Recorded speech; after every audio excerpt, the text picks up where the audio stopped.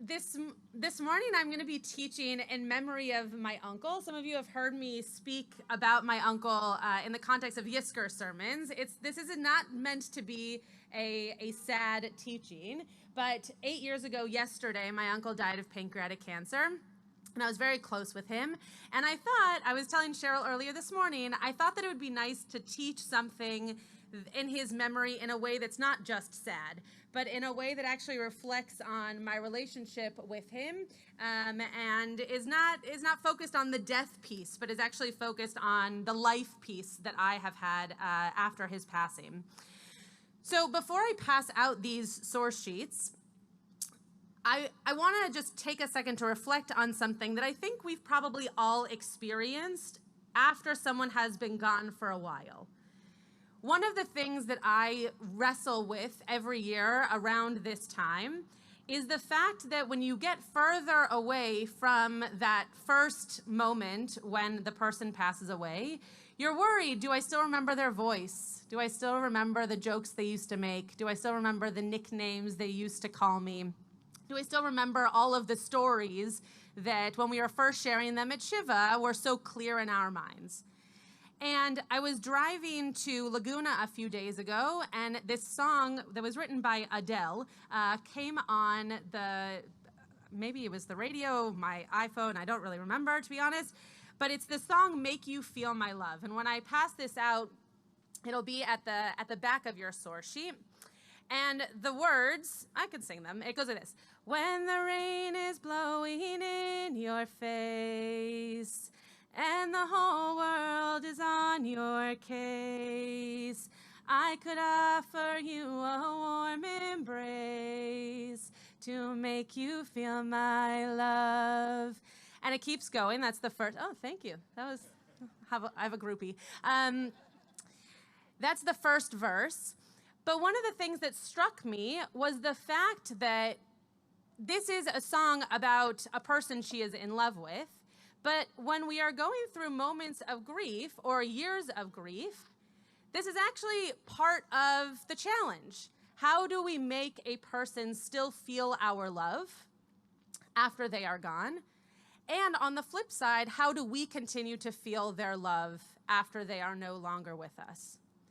So we're going to look at the two deaths that I mentioned at the beginning of the Torah service today. We're going to look at the deaths of Miriam and Aaron, and we're not going to focus on their deaths, but we're going to focus on Moshe's steps of grief around their death. So I'm going to pass around these source sheets. My clergy partners are going to pass around these source sheets.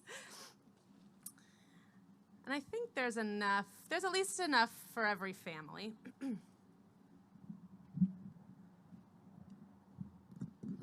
So first, I just want to mention what these steps of grief are. I did not make them up. These are the steps of grief that over time we've come to understand. And I don't believe that they have to go in a certain order. The last one, acceptance, I believe has to be the final stage of grief. But the others do not have to go in the order that I listed them. They're just the order that might be, quote, most common. So denial, anger, bargaining, depression, and acceptance. And over the course of this teaching, we're not going to get to every source on these sheets, but I believe that Moshe, in the three different instances that we're going to look at, Moshe goes through these stages of grief, and we've just never really focused on the fact that potentially his behavior is reflecting those stages of grief.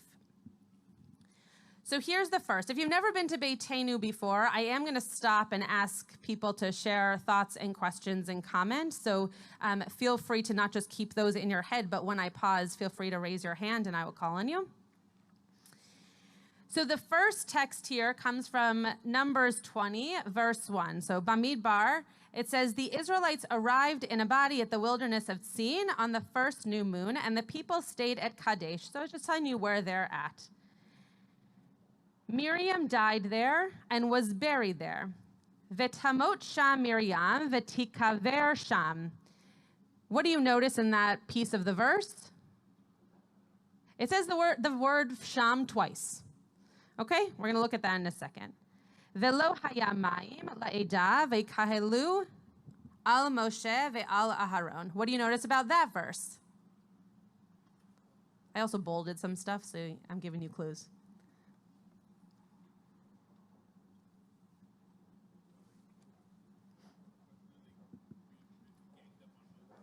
Great. So what Joey just said is that the word al might mean that they ganged up on, or they were on top of Moshe and Aaron. So if we're looking at this from a framework of stages of grief, Miriam just died. Miriam is Moshe's sister. What potentially, and in this case, Aaron is actually still alive. So in this case, what could be a stage that Moshe and Aaron are going through right now in this moment of grief for Miriam? Yeah, Brent. Ignoring all other things. They are, you think? Okay, great. So just in the moment of her grief, they're ignoring everything else around them. Other thoughts?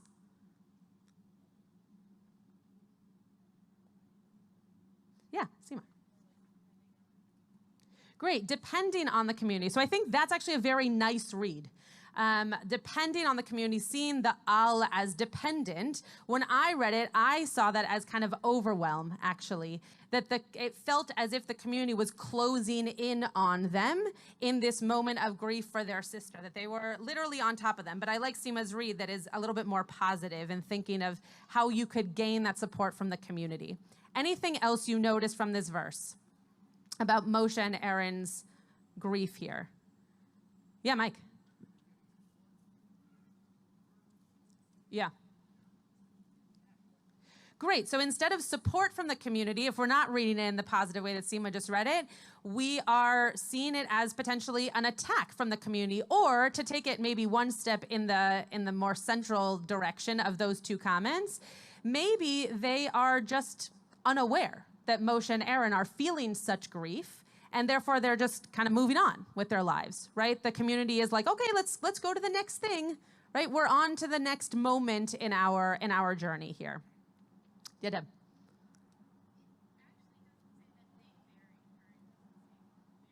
Great.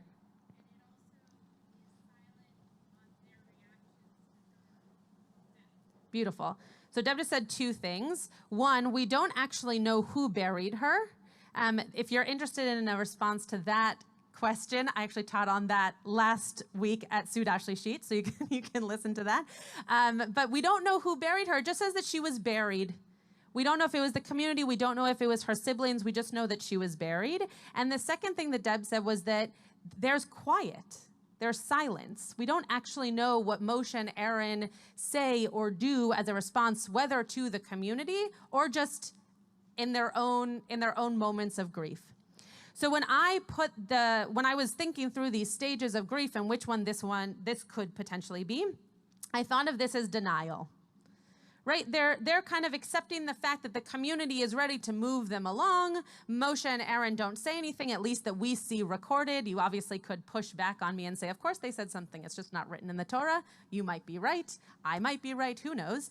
But the idea here that I came to is that they're processing. They're still processing this death. It comes out of nowhere. If you look in the Tanakh, maybe I should have given you this as context. If you look in the Tanakh and you read before this verse and you read right after this verse, it's as if someone just remembered as they were putting this into the Torah, oh yeah, and by the way, Miriam died, let's make sure that goes in. There's no lead up to it and there's no coming down from it. It's just there. Yeah, Seema.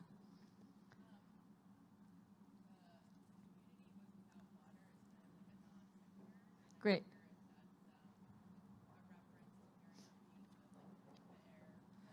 Great. Seema just moved us to the next source that we're going to look at. So she pointed out that there's a little bit of a non sequitur in saying that there was no water once Miriam died. There was the community went without water. There's a midrash that says that Miriam was kind of the provider of water, and then once she was gone, so too was the water. So let's look at that Orach Chaim piece here. It says there. I gave you two Orach Chaim pieces. It's the second of those. So, no, it's not. Hold on. We're going to get to that piece in a second. Sorry, Seema. Let me do these in a moment, and then I'll come back to Seema's comment. So first here, we see this idea of sham, right? In the text that I just pointed out that I thought was going to respond to Sima, but we'll get to the next text that will. In the Orach Chaim, he mentions here, why are we asking sham, right? Someone said, like, that it seems bizarre that we say sham twice. And it's interesting that the Orach Chaim picks up on the fact that it's only that she is dead in that location. Right? Rabbi Klickfeld and I did an unveiling this past Sunday, and one of the things that he mentioned as we were unveiling the stone was the fact that you're about to see this person's name in the ground. This is their forever real estate, so to speak. And yet, the person still lives amongst us forever. Right? There is a locale to where the person was buried, in this case, Miriam, and yet we are supposed to go on living, imagining and feeling as if the person was with us always. This is going to go into the point that Sima just made about the well. So in Tanit, in the Gemara, it says, the Gemara raises an objection. Rabbi Yossi, son of Rabbi Yehuda, says, 3 good sustainers rose up for the Jewish people during the Exodus from Egypt, and they are Moshe, Aaron, and Miriam. So the Gemara is basically saying we have 3 main characters during the Exodus, Moshe, Aaron, and Miriam. And for any of us who have studied Exodus, you already know that, but they're making it clear in the Gemara. And 3 good gifts were given from heaven through their agency, meaning God provided them with something based on the importance that they had in our moments of Exodus. The well of water, the pillar of cloud, and the manna. The well was given to the Jewish people in the merit of Miriam. The pillar of cloud was in the merit of Aaron, and the manna in the merit of Moses. When Miriam died, the well disappeared, as it is stated, and Miriam died there. And the next piece of Gemara actually goes on to say, but the well reappears to make sure that Moshe and Aaron have water until Aaron then dies. So it is interesting that in the moment of Miriam's death, we recognize that the water has gone away. I think that, again, speaks to this denial piece, right? That the people have to just move on now to find the next thing. And Moshe and Aaron are still trying to process, okay, but how are we going to take care of ourselves in this moment of also taking care of the people? So here's the next part of our Torah that we're going to look at. There are going to be 3 pieces, and this is the next piece. So Vayava Moshe ve'Aharon mipnei hakahal el petach ohel moed. So Moshe and Aaron actually went away from the congregation. They needed some space. They needed to take some time. And they went to the entrance of the tent of meeting, and they fell on their faces, and the presence of God appeared to them. So in this moment, what next stage of grief does it seem as though Moshe and Aaron are now entering into? Yeah, Mike. Bargaining, exactly. Right? Moshe and Aaron are now, this is only 5 verses later, but Moshe and Aaron are realizing this is something that has happened. We're sad that it has happened. And now we're wondering, how did this happen? And bargaining with God either to reverse it, which we know is not possible with death, or to just try to understand it. Part of the reason that I brought these as texts to discuss, to share in memory of my uncle is because for those of you who have unfortunately dealt with someone who has passed away from cancer, especially a cancer like pancreatic cancer that can go quite quickly, it's hard to understand what is going on, and then at the end, it's just quick. It just happens. And my uncle was a cancer researcher. And so it was that much harder for us to wonder the big theological question of, God, why are you making this happen to a person who spent his life trying to understand how people could live with cancer? Why is he now dying from a disease that he was trying to, quote, fix?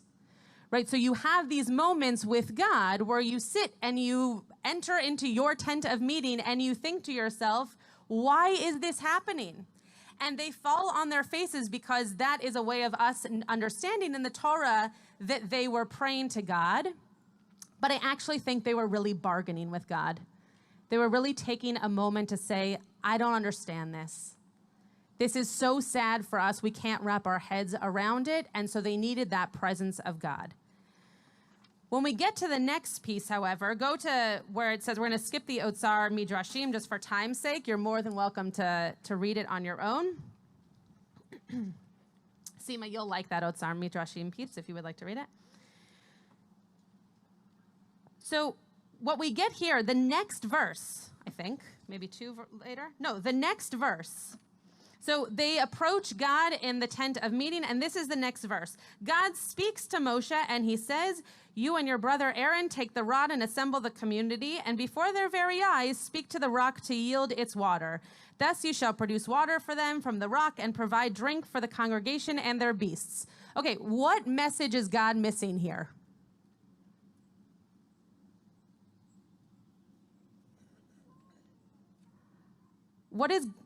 I know it's very hard to say that God did something wrong, but what is God lacking in this moment? Yeah, Mike.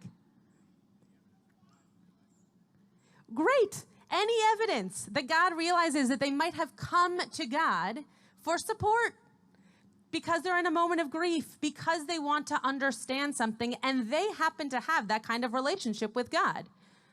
We might not feel like we have that kind of relationship with God anymore, but in the time of Moshe and Aaron, they really did. They could have asked God a question, and God potentially could have answered it. Larry, were you going to say something different?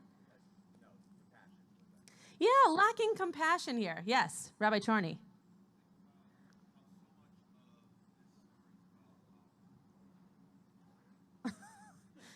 Yossi also has a thought.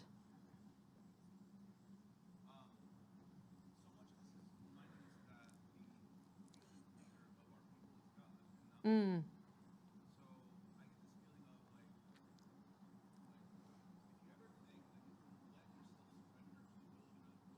Mm.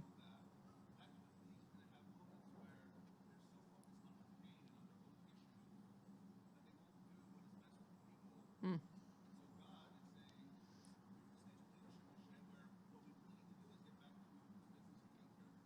Beautiful.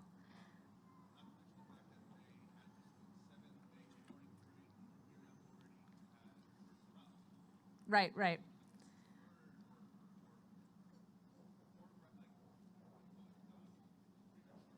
Yeah. Interesting. So what Rabbi Chorny, not the Cantor Rabbi Chorny, but the other Rabbi Chorny said was that this is really reminding us that God is the ultimate leader in this story, not the people.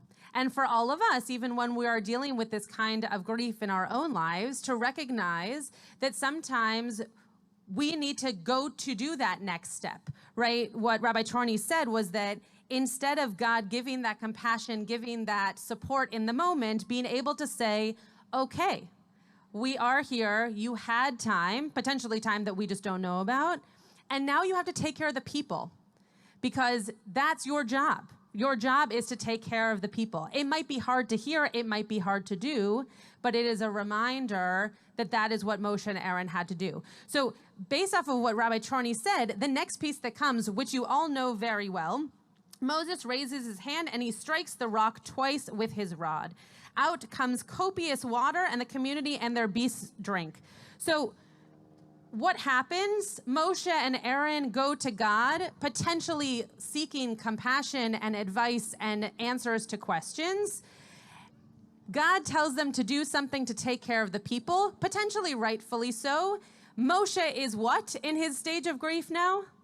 Angry, and so he hits the rock.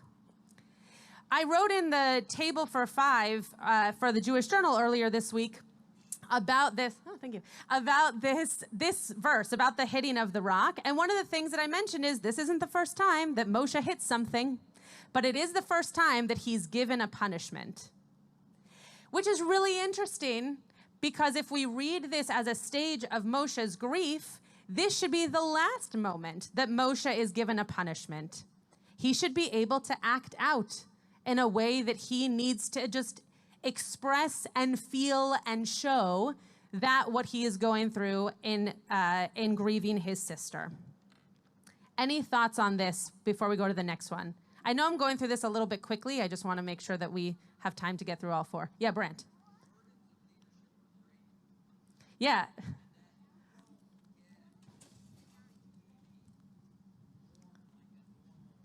Mm.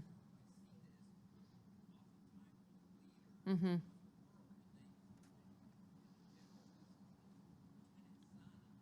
Mm-hmm. Mm-hmm. Mm-hmm.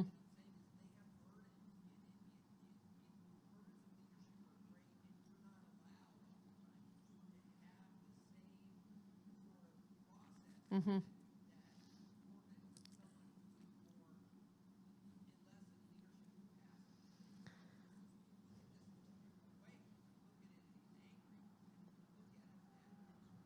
Mm-hmm. Interesting. So what Brant said, I'm going to just summarize it, is that we're just going to let them be. They're just going to fall down. It's okay. Um, is that it's hard as a leader to deal with grief. I would expand that to be emotions in general, right? When you have to, for Moshe and Aaron, be able to put aside the time you might need, the feelings you might be feeling, to make sure that your people end up with water and food and continuing on their journey. And what Brant said is that we see this in all types of leadership, right? We see that leaders have a harder time being able to express that grief or go through those stages because there's something else that needs to be done. They need to move on to the next thing. Yeah, Larry. What Brent said just really resonated with me. My brother is executive director of North Shore Congregation Israel, Mm. the north side of Chicago. He had to be the leader of that congregation at the same time that he was mourning a staff member who was murdered on the 4th of July, and organize and direct resources and deal with the media and mourn as a human being. And it was an extremely task doing as and he was sick with COVID at the same time. So Larry just shared a poignant and timely story that his brother is the executive director of the North Shore Congregation in Chicago, and that he was grieving a staff member who was killed in the parade on July 4th, and yet had to move on to make sure that the community was taken care of and made sure that there were resources to go out to the other community members who potentially were dealing with their own grief or their own loss or at least their own trauma for sure. And that he didn't get those moments of closure, those moments of support that potentially he deserved and definitely needed. Yeah, Deb.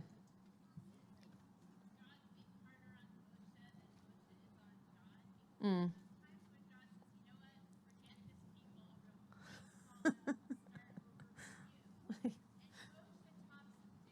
Yeah. Let's be nice. Yeah. Yeah. Sure. Interesting.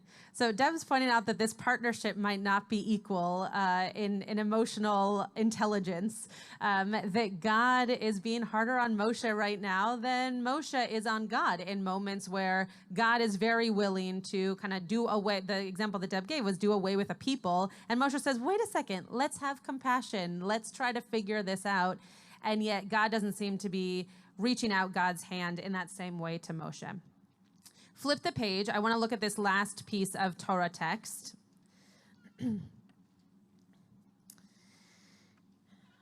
So this is the moment that Aaron dies. And I want you to think about how this, as I said before the Torah service, is in the same chapter. We're still in Bamidbar 20, right? We're still in Numbers 20, which is a very short period of time for us to be learning about Miriam's death and now Aaron's death.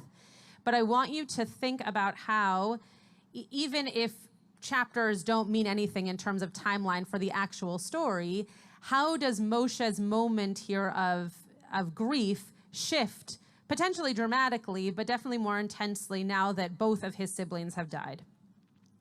Take Aaron and his son Eleazar and bring them up on Mount Hor. Strip Aaron and of his vestments and put them on his son Eleazar. Okay, so we're basically saying the next person is going to take leadership. It's going to be your son. So give him all the things that he needs to be the leader, such that when you pass away, Eleazar is now in charge, and it's clear that he's in charge because he's wearing all of the leadership garb. There Aaron shall be gathered onto the dead. Moshe did as God had commanded. They ascended Mount Hor in the sight of the whole community. Moses stripped Aaron of his vestments and put them on his son Eleazar, and Aaron died there on the summit of the mountain. When Moses and Eleazar came down from the mountain, the whole community knew that Aaron had breathed his last. All the house of Israel bewailed Aaron 30 days. Yeah, Cindy.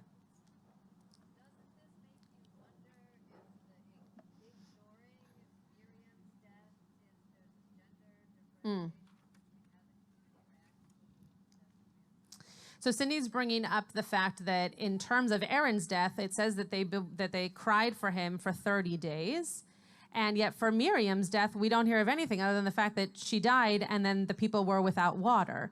So Cindy was bringing up, could it be a gender differentiation? There's actually a lot written on this from our Meforshim, from our commentators and in our texts in terms of I guess you could say they're making excuses for that dissonance, but just that there were practices that went into place for Miriam's death. We just don't have them in the Torah. So yes, probably, and at least it's kind of smoothed over a little bit by our commentators. Yes, Rabbi Kligfeld. Can you just do this? It's much easier. I should say to Cindy that some of the medieval commentators are sensitive to that very point and say that the absence of water right after Miriam's death was not only because Miriam represented the water, but as a punishment to the Israelites for not grieving her properly. I'm not sure they're only sensitive about it on a gender level, but they're definitely sensitive to the fact that one patriarch got mourned, another did not, and that's not the way to handle any death. Other comments, thoughts on this particular piece? Where is Moshe at in these stages of grief, do you think, at this point?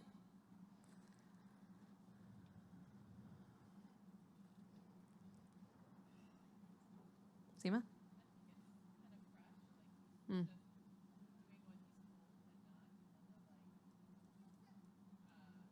Emote. Yeah.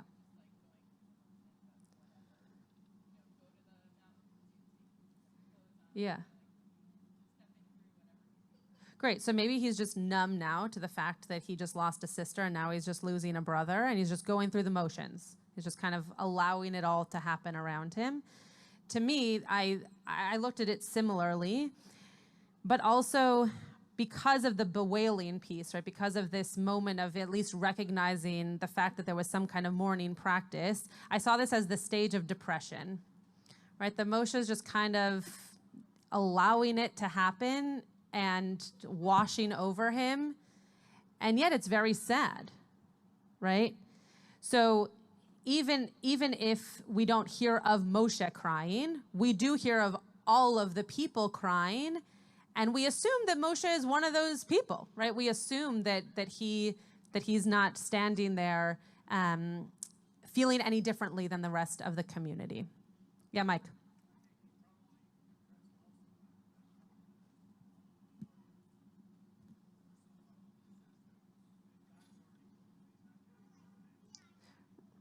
Great.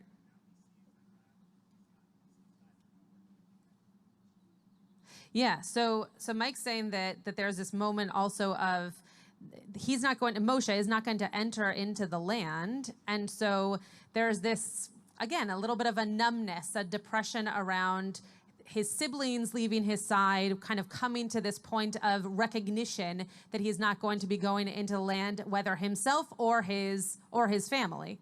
Rabbi Chorny. Yeah.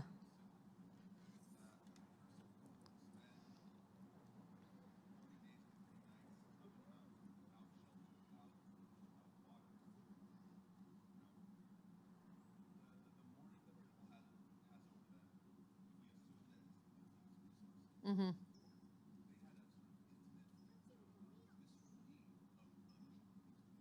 Yeah. Mm.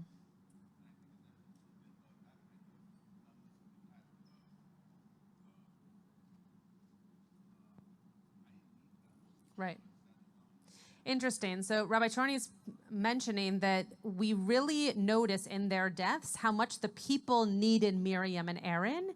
And yet, as a sibling, you don't need your siblings, but you gain life from them, you gain joy from them, you gain annoyance from them, you learn how to deal with people from them, right? They are your closest friends, they are your closest companions. And so Moshe is noticing here the people really needed them, but also I really needed them. And I am really sad and depressed over the fact that they are now gone. I want to close this teaching, though I hope that it was interesting enough that you'll continue to read some of these sources we didn't get to. But I want to say there's one step of grief that we didn't get to, and that was acceptance. And I'm not sure that Moshe actually ever does really get to that moment of acceptance. I don't know that you can when you have lost siblings in this way. And I don't know that you don't just go through the other stages of grief over and over and over and over again to a point where that acceptance then just kind of is inevitable as opposed to matter of fact. But I do wonder if the acceptance is when Moshe himself is on his deathbed, death rock, so to speak, before he can go into the land, right? He knows he's not going to go into the land. So there is this moment of, okay, that must mean that I'm going to die before I go into the land. But potentially that's acceptance based off of what these last two comments were, that if my siblings can't go, and if I'm not going to go, well, then I guess now I've accepted the fact that my family, my siblings are no longer around, and this is the end of the road for me. The people need to learn how to move on without them, and therefore also need to learn to move on without me. So I hope for all of us that as we navigate through moments of grief in our own lives, that we come back to this idea that Adele put in my head, that we spend our days and our years and our weeks and our months thinking about how we can continue to bring those we love back into our consciousness and make them still feel all of that love and hear all of those memories and understand that we keep them with us while we walk around in the world. But that we also take moments, my dad talks about saying Kaddish for his mother, that saying Kaddish was a moment for him to really conjure up her face and to be able to sit with her in saying Kaddish. So whether it's Kaddish or another moment, I hope that when we think about making someone feel our love and going through these stages of grief for a lifetime, that we can take moments to think about how we make the person who has gone still feel our presence, but that also we are consciously putting them back into our lives so that we can continue to feel their love.